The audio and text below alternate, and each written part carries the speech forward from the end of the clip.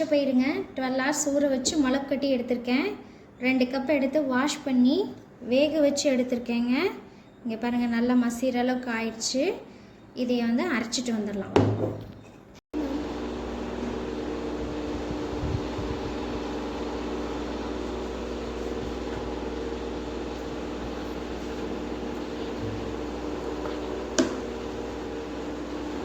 இந்த சைட் இது மட்டும் கட் பண்ணி எடுத்துக்கலாம்.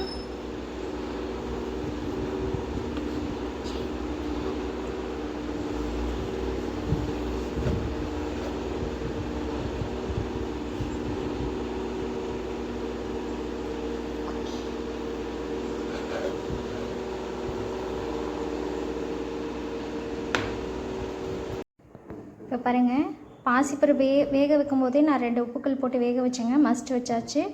ப்ரெட்டு வந்து நல்லா மிக்ஸி ஜாரில் மசிச்சாச்சுக்குங்க. இப்போ இதை 2 ஆட் பண்ணிக்கலாம்.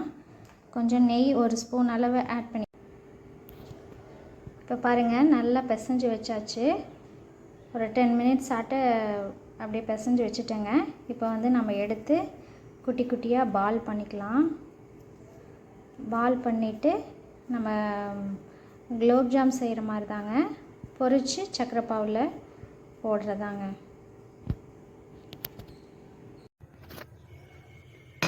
குலோப்ஜாமுக்கு எப்படி செய்வோமோ அதை மாதிரிங்க. 1 டம்ளர் சர்க்கரை எடுத்திருக்கோம். அந்த சர்க்கரைக்கு இந்த பெரிய டம்ளரில் தண்ணி ஆட் பண்ணிக்கலாம். இதை நல்லா மிக்ஸ் பண்ணிக்கலாங்க. எண்ணெய் காஞ்சிடுச்சு. இப்போ இந்த செஞ்சு வச்ச பாலை நம்ம போட்டுக்கலாம் ஒவ்வொன்றா.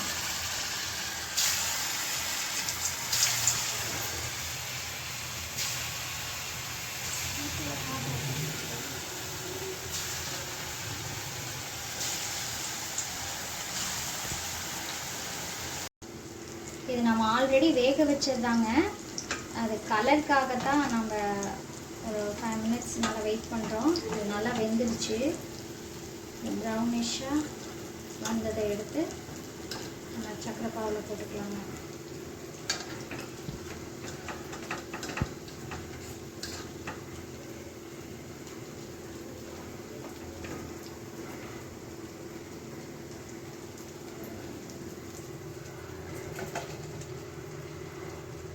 ஊறிட்டு இருக்கட்டுங்க.